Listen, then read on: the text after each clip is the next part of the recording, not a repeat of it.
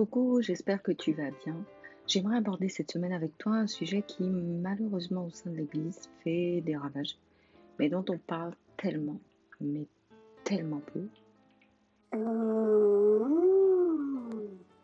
Oui, ça a l'air de rien comme ça, mais c'est hyper important.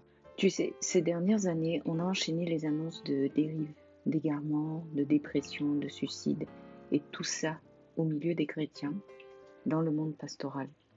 Beaucoup ne comprennent pas qu'un homme de Dieu en arrive à faire des burn-out qui sont dans la dépression, etc.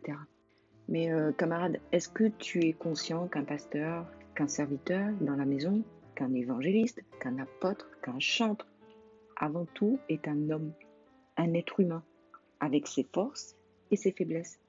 Ce n'est pas parce qu'on sert Dieu, qu'on est dans le ministère, qu'on devient un surhomme, en fait. Ça se peut, hein. Oui, le Seigneur va te donner la force de mener à bien le ministère qu'il te confie, d'enchaîner des heures d'intercession qu'il te demande d'observer pour tel sujet, d'œuvrer des jours, des semaines d'affilée pour mener à bien une mission particulière. C'est vrai. Tu ne ressentiras pas la fatigue, l'épuisement, car c'est par son esprit, son Saint-Esprit, que tu vas agir. C'est vrai. Mais laisse-moi te rappeler qu'on sert un Dieu qui ne se contredit pas, qui a un Dieu d'ordre.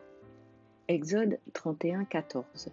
Vous observerez le Shabbat, car il sera pour vous une chose sainte. Celui qui le profanera sera puni de mort. Celui qui fera quelque ouvrage ce jour-là sera retranché du milieu de son peuple. Marc 2, 27. Et il ajouta, le Shabbat a été fait pour l'homme, et non pas l'homme pour le Shabbat. Exode 23, 12. Pendant 6 jours, tu feras ton ouvrage, mais le 7e jour, tu te reposeras, afin que ton bœuf et ton âne aient du repos, afin que le fils de ton esclave et l'étranger ait du relâche. Deutéronome 5, 14. Mais le 7e jour est le jour du repos de l'Éternel ton Dieu. Tu ne feras aucun ouvrage, ni toi, ni ton fils, ni ta fille, ni ton serviteur, ni ta servante, ni ton bœuf, ni ton âne, ni aucune de tes bêtes, ni l'étranger qui est dans tes portes, afin que ton serviteur et ta servante se reposent comme toi. Genèse 2.2. Dieu acheva au 7e jour son œuvre qu'il avait faite, et il se reposa au 7e jour de toute son œuvre qu'il avait faite. Ok, de toi à moi, sérieux. Est-ce que tu penses, mais très sincèrement, que ton Dieu, celui qui a créé les univers, tout ce qu'il renferme, l'humain, le moindre détail que tu vois, la petite fourmi, l'aigle, tout ça, celui qui a créé tout ce que tu vois, Et même ce que tu vois pas, hein. avait réellement besoin de se reposer? Non, prends 2 secondes. Prends. Est-ce que Dieu, est-ce que tu penses qu'il a besoin de se reposer? Mais bien sûr que non. Et pourtant, il a marqué un temps, non de repos, mais je pense de contemplation de son œuvre, de tout ce qu'il venait de créer. Il a peut-être même pensé, ouais, là, c'est nickel. Bon, bien sûr, pour imaginer. Maintenant, cet être parfait qui t'a créé à son image, à sa ressemblance, te dit que toi, moi, nous tous là, il y a un jour où, dans la semaine, on doit juste faire comme lui, se poser, s'arrêter. Nous sommes dans une enveloppe charnelle qui nous limite. Dieu est au courant, c'est lui qui nous a fait. Tu sais que tout ce que nous dit notre Papa Céleste, c'est pour notre bien. Pour qu'on ait la vie en abondance, en excellence, ici-bas et dans la vie éternelle. Mais il nous appartient de l'écouter et de lui obéir ou pas, en fait. Maintenant, nombreux sont les chrétiens qui comprennent qu'il n'y a pas de petit ou de grand péché avec Dieu. Péché, c'est péché. Ça, c'est validé. On est d'accord que péché, c'est rater le but, manquer la cible. T'es d'accord avec moi? Ok.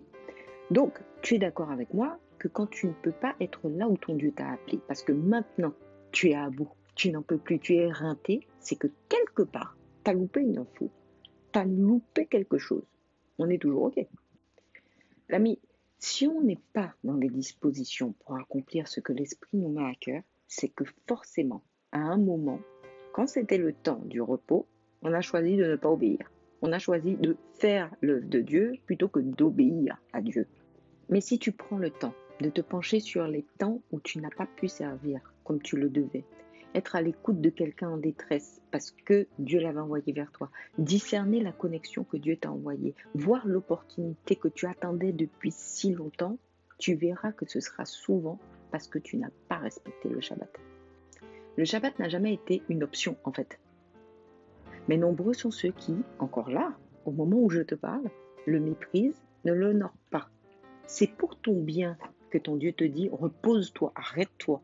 Si tu ne sais pas t'arrêter, et ce même dans le service à l'église, même dans ton ministère, pardon, je vais te le dire cash, tu fais preuve d'orgueil. Total choc. En fait, tu dis partout que c'est pour faire l'œuvre de Dieu, c'est pour servir, aider ton prochain, tout. Je suis d'accord avec tout ce que tu dis. Mais laisse-moi te poser cette question. Est-ce que c'est toi qui agis ou est-ce que c'est le Saint-Esprit qui agit à travers toi? Tant que tu opères par l'Esprit, tout va bien. Dès lors que le Saint-Esprit qui est soumis à Dieu s'arrête, tu es censé t'arrêter. Israël marchait dans le désert en suivant le rythme de l'Esprit, qui était là sous la forme d'une nuée. De la même manière, nous sommes censés avancer et nous arrêter à son rythme à lui. Mais attends, si toi, tu décides de faire le J.I. d'aller toujours plus loin, d'être sur tous les fronts, de répondre à tous les besoins, toutes les sollicitations, tu essaies simplement de tenir son rôle à lui. Tu essayes de jouer à Dieu en fait, tu captes. Le Shabbat, le temps de repos, est aussi un temps de reconnaissance, dans le sens où tu reconnais que ce n'est pas par toi-même, par ta force, ton intelligence, que tu fais toute chose, mais que c'est lui et lui seul qui est l'architecte, le pouvoir, le faire par excellence, à travers toi. En marquant cet temps de repos, c'est comme si tu t'arrêtais à la station essence en fait. Et Dieu sait, et tu sais, comment ça luxe chiro ces temps-ci. Oui, vraiment comme à la station essence pour recharger tes batteries. Tu dis par là à ton Dieu, ok papa, merci de t'être servi de moi, j'ai besoin de toi pour aller plus loin. Je ne peux pas faire un pas sans toi. J'ai lu une histoire un jour, je vais te la paraphraser et te donner aussi ce que l'Esprit m'a appris à travers elle pour moi-même. Dans le livre, l'auteur racontait qu'un jeune démon n'arrivait pas à venir à bout d'un chrétien qui était très amoureux de Jésus et très zélé pour le Seigneur. Ne trouvant pas de solution malgré toutes ses tentatives pour faire chuter ce chrétien, il demande conseil à un démon expérimenté. En gros, le vieux lui dit de laisser le frère s'occuper de tout ce dont il veut s'occuper dans l'église, des gens, du service, de tout, de lui laisser carte blanche. Petit démon est là du style, mais le vieux il comprend ce que je lui demande là ou c'est comment? Mais bon, il va faire confiance à l'expérience du vieux démon et il obéit. Au début, il se disait, mais c'est quoi le plan? Le gars, il est en train de gagner des vies, la maison grandit, c'est nul comme plan. Mais le vieux démon va lui dire de patienter, d'attendre simplement. Tu sais quoi? Il avait raison. Notre bon frère voulait bien faire, tellement bien faire, il était partout. Toutes les réunions, toutes les intercessions, toute évangélisation, toute sollicitation. Monsieur est là, il répond présent. Mais il était aussi de plus en plus malheureux, lui-même. Il avait l'impression de ne pas faire assez, jamais assez. Le gars était tombé en dépression, il était désespéré, il était à 2 doigts de tout lâcher. Heureusement, il s'est confié à un pasteur plus expérimenté qui avait connu ça. Il lui a dit qu'il avait manqué de sagesse, d'humilité et d'obéissance en ne prenant pas le temps de se reposer. Dans l'histoire, le frère a oublié que Dieu a plusieurs enfants et qu'il ne nous donne pas de joug trop lourd à porter, mais que son joug est léger. Le Seigneur nous a ordonné le repos. Ordonné. C'est pas un conseil, c'est un ordre. Quand tu sens que tu n'en peux plus, arrête-toi et demande au Saint-Esprit quel repos tu n'as pas observé, quel fardeau tu as pris qui n'était pas le tien. Où est-ce que tu as désobéi à l'ordre de repos de ton papa? Tu sais, bien des fois, j'ai failli me noyer moi-même, comme ça, pour faire ce qui semblait être l'œuvre de Dieu, pour faire ce qui semblait être bon pourtant, mais parce que ce n'était pas mon fardeau, pas le temps, ou simplement parce que je n'avais pas respecté les temps de repos, j'ai eu envie de tout lâcher. Je te disais plutôt que beaucoup de pasteurs, d'hommes de Dieu, se sont malheureusement donné la mort parce qu'ils n'ont pas su trouver le repos de Jésus, la paix. C'est triste, c'est vraiment triste. Il faut vraiment qu'on arrête de croire que servir Dieu, c'est agir, c'est penser comme si nous n'étions plus assujettis à ses ordonnances concernant le Shabbat. Tu sers un Dieu d'ordre, il ne revient pas sur ce qu'il a dit. Pasteur, serviteur, évangéliste, chante, salarié, entrepreneur, femme au foyer, homme au foyer, peu importe les sollicitations que tu rencontres, sache que si ton Dieu te dit arrête-toi, tu dois lui obéir. Il sait ce qu'il y a de parfait pour chacun.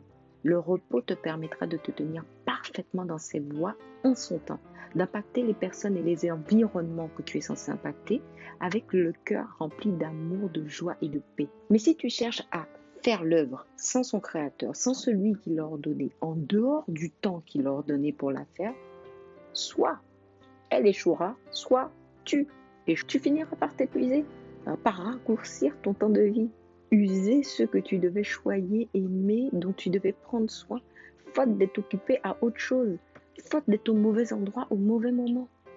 Le repos de Dieu n'est pas une option. Il est un ordre de ton Dieu, pour ton bien. Shabbat Shalom.